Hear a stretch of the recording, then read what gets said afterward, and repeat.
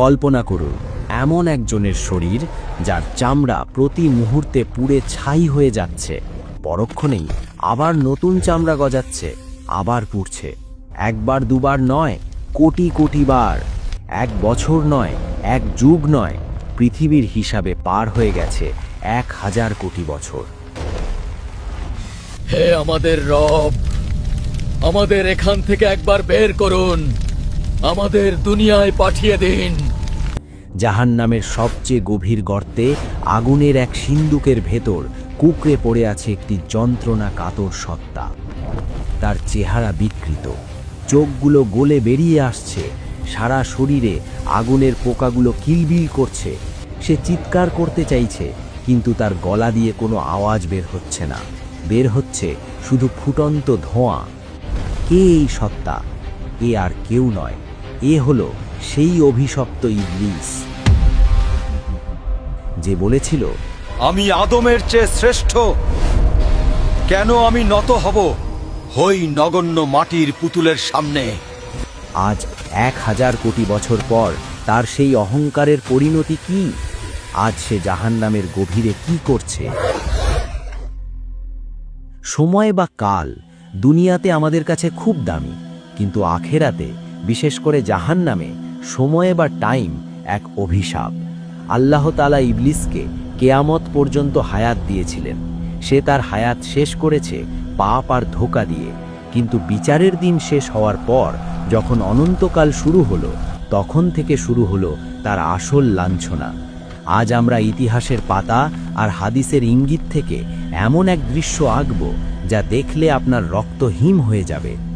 আজকের ভিডিওতে আমরা দেখব 1000 কোটি বছর আগুনে জ্বলার পর শয়তানের শারীরিক গঠন কেমন হয়েছে, তাকে কি খেতে দেওয়া হচ্ছে, এবং এত বছর পর সে তার সঙ্গীদের সাথে কি আচরণ করছে। দূরে সরে যাও।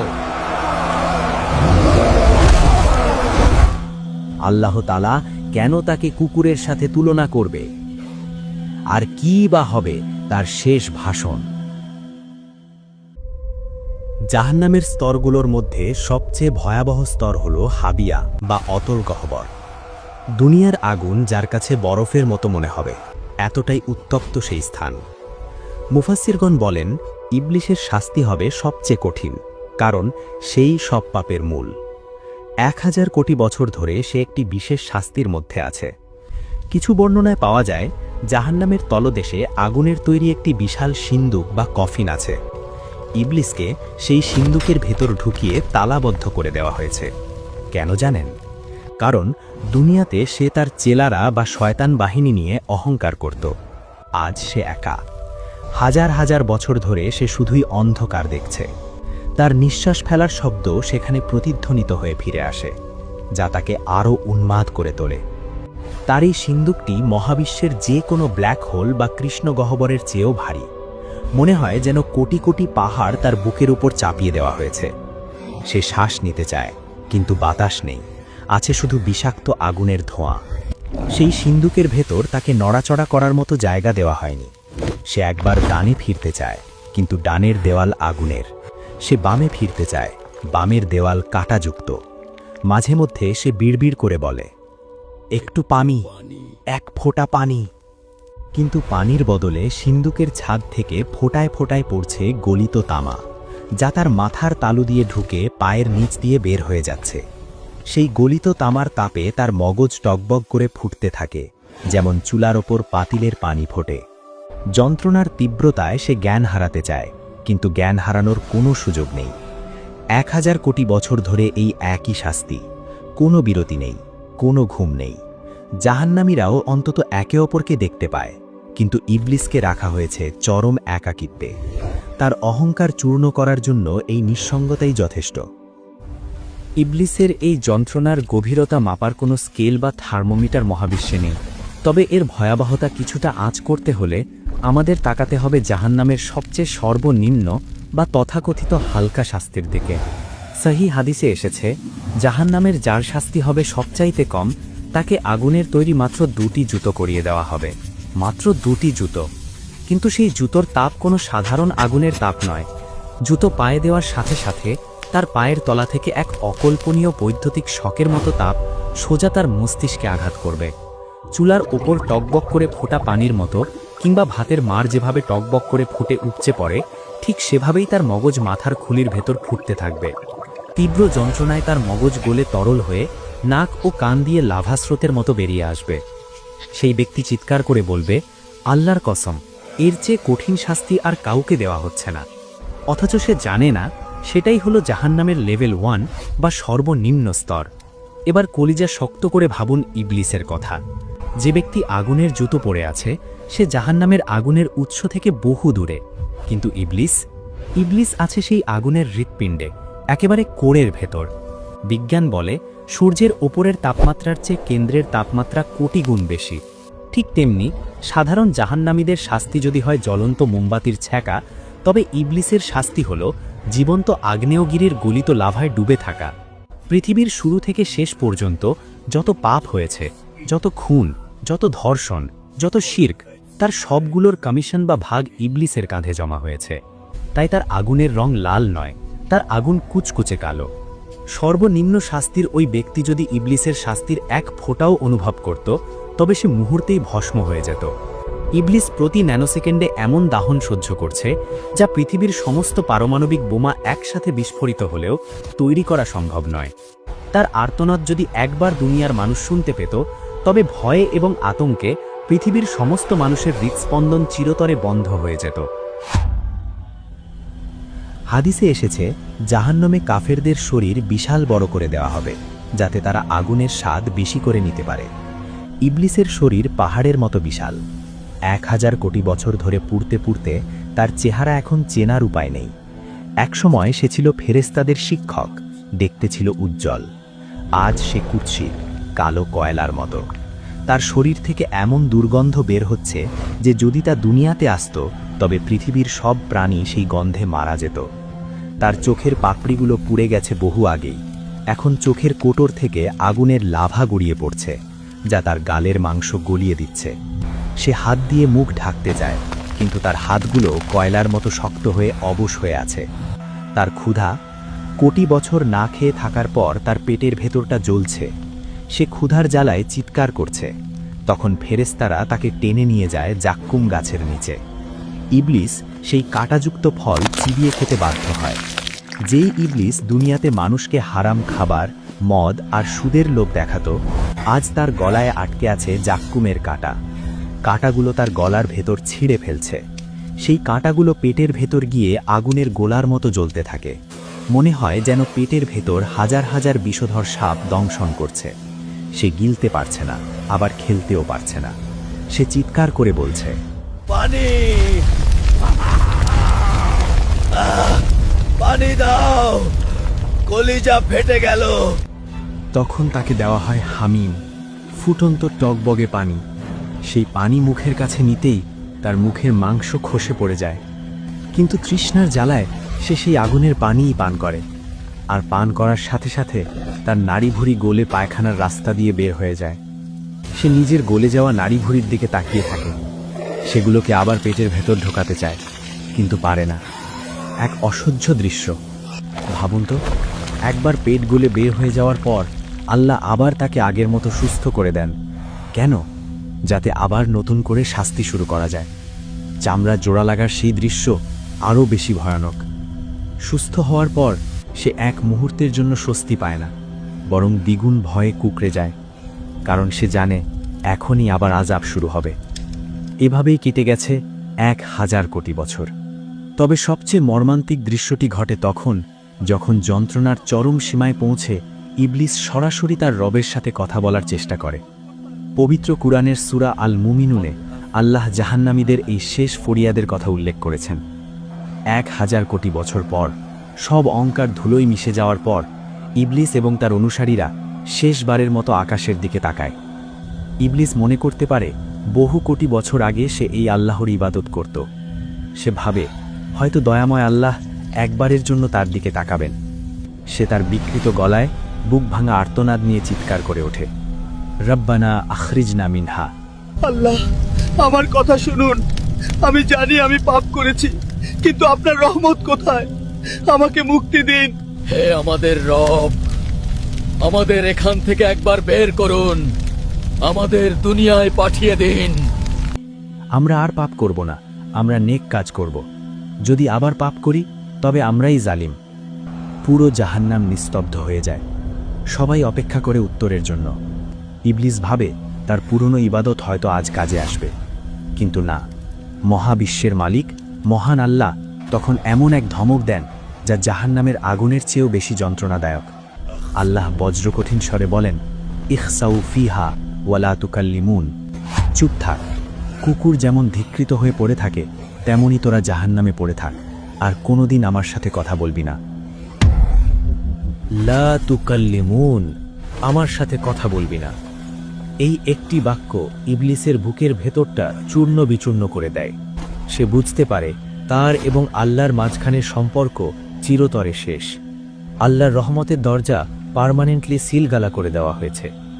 এই প্রত্যাখ্যানের কষ্ট আগুনের কষ্টের চেয়ে লক্ষ গুণ বেশি। এরপর থেকে ইবলিস আর কোনোদিন আকাশের দিকে তাকানোর সাহস পাবে না। সে শুধু পশুর মতো গোঙাবে। মাঝে মধ্যে আল্লাহ তাকে সিন্দুক থেকে বের করে জাহান্নামের সাধারণ কয়েদিদের সামনে আনেন। এটা তার শাস্তির আরেকটা অংশ, অপমান বা লাঞ্ছনা।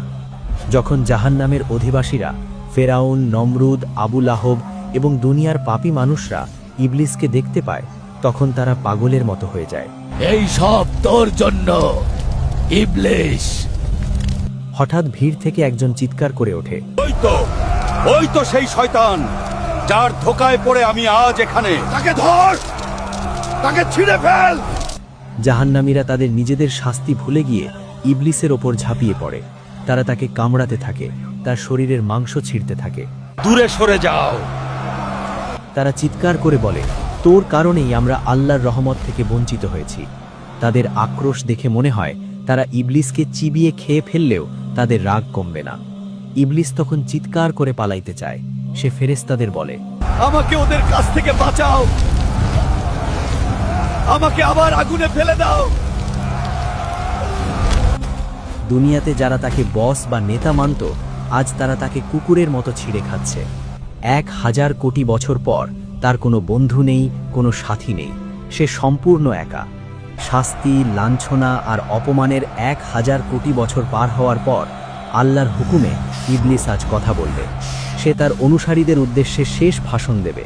সে কাঁপতে কাঁপতে মিম্বারে দাঁড়ালো। কোটি কোটি জাহান্নামী চুপ করে আছে।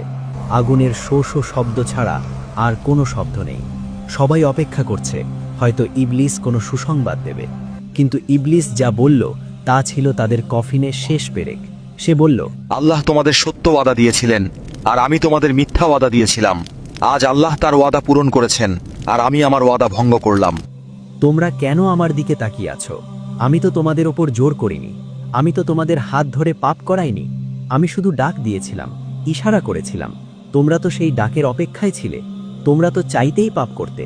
তাই আজ আমাকে দোষ দিও না, নিজেদের দোষ দাও। আজ আমি নিজেও বাঁচতে পারছি না, তোমাদের কিভাবে বাঁচাবো? কি নিষ্ঠুর বাস্তবতা! এই কথা শোনার পর জাহান্নামীদের আশা চিরতরে নিভে গেল। তারা বুঝতে পারল এই 1000 কোটি বছর ছিল মাত্র শুরু। অনন্তকাল এভাবেই চলতে থাকবে। ভাষণ শেষ। ফেরেশতারা আবার ইবলিসের গলায় আগুনের বেড়ি পরিয়ে দিল। তাকে আবার সেই লোহার সিন্দুকের দিকে টেনে নিয়ে যাওয়া হচ্ছে। সে জানে আগামী 1000 কোটি বছর তাকে আবার সেই সিন্দুকে একা থাকতে হবে। সে জানে আল্লাহ আর কোনোদিন তার দিকে দয়ার নজরে তাকাবেন না। তার শাস্তি চলতেই থাকবে। চামড়া পুড়বে, আবার গজাবে, জাক্কুম খাবে, হামিম পান করবে। পবিত্র কুরআনে আল্লাহ বলেছেন, খালিদিনা ফিহা আবাদা। তারা সেখানে চিরকাল থাকবে। কোনোদিন যদি এমন ঘোষণা আসত যে 1 কোটি কোটি বছর পর জাহান্নাম থেকে মুক্তি দেওয়া হবে, তবুও ইবলিস এবং জাহান্নামীরা আশায় বুক বাঁধত। কিন্তু না, সেই দিন কোনোদিন আসবে না। 1 কোটি বছর নয়, 100 কোটি বছর নয়। গণিতের সব সংখ্যা যেখানে শেষ, সেখান থেকে তাদের অনন্তকালের কান্না শুরু। শারীরিক যন্ত্রণার চেয়েও কোটি গুণ বড় এক মনস্তাত্ত্বিক ঝড় তখনও বাকি। ইবলিসের মনে 1000 কোটি বছর ধরে একটা চোর পুলিশ খেলার মতো ক্ষীণ আশা লুকিয়েছিল। সে ভাবত হয়তো 1 কোটি বছর কিংবা 100 কোটি বছর অথবা 1000 কোটি বছর পর হলেও আমার মৃত্যু হবে। মৃত্যু হলেই তো সব শেষ, আর কোনো ব্যথা নেই, আর কোনো আগুন নেই। এই মৃত্যু নামের মিথ্যা আশাটাকে বুকের ভেতর লালন করেই সে এতকাল বেঁচেছিল। কিন্তু সেই শেষ আশার প্রদীপটি নিভে যাওয়ার দিনটি হবে তার অস্তিত্বের সবচেয়ে ভয়ঙ্কর দিন। বিচার দিবসের শেষে জান্নাতি এবং জাহান্নামীদের মাঝখানের প্রাচীরে ফেরেশতারা একটি ধূসর রঙের দুম্বাকে উপস্থিত করবেন। হঠাৎ পুরো জাহান্নাম নিস্তব্ধ হয়ে যাবে। জান্নাতি এবং জাহান্নামী উভয় দলই শ্বাস বন্ধ করে তাকিয়ে থাকবে। ফেরেশতারা বজ্র কণ্ঠে প্রশ্ন করবেন, তোমরা কি একে চেনো?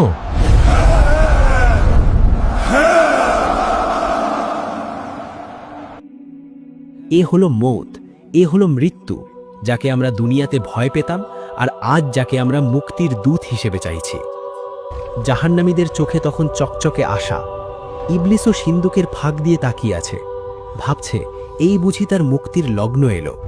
কিন্তু ঠিক তখনই মহাবিশ্বের কোটি কোটি সত্তার চোখের সামনে এক ধারালো ছুরি দিয়ে মৃত্যুকে জবাই করে দেওয়া হবে। রক্তের ফোঁটা পড়ার সাথে সাথে মৃত্যু ঘটে গেল। ফেরেশতারা তখন চূড়ান্ত রায় ঘোষণা করবেন, হে জান্নাতবাসী, আর মৃত্যু নেই, তোমরা অমর। হে জাহান্নামবাসী, আর মৃত্যু নেই, তোমরাও অমর। এই ঘোষণা শোনামাত্রই ইবলিসের সিন্দুকের ভেতর এমন এক পৈশাচিক দৃশ্য তৈরি হবে যা ভাষায় প্রকাশ করা অসম্ভব। মৃত্যু যখন জীবিত ছিল তখন পালানোর একটা শেষ দরজা খোলা ছিল, কিন্তু মৃত্যু নিজেই যখন মৃত তখন এই আগুন, এই সিন্দুক, এই জাক্কুম, এই সাপ বিচ্ছু সবই অনন্ত। সমাপ্তি, শেষ বা দি এন্ড শব্দগুলো ইবলিসের ভাগ্যলিপি থেকে চিরতরে ইরেজ বা মুছে ফেলা হলো। হতাশার চরম পর্যায়ে পৌঁছে ইবলিস পাগলের মতো নিজের শরীরে আঘাত করতে শুরু করবে। সে তার নখ দিয়ে নিজের মুখের চামড়া ছিঁড়ে ফেলবে, আগুনের দেওয়ালে নিজের মাথা ঠুকতে থাকবে।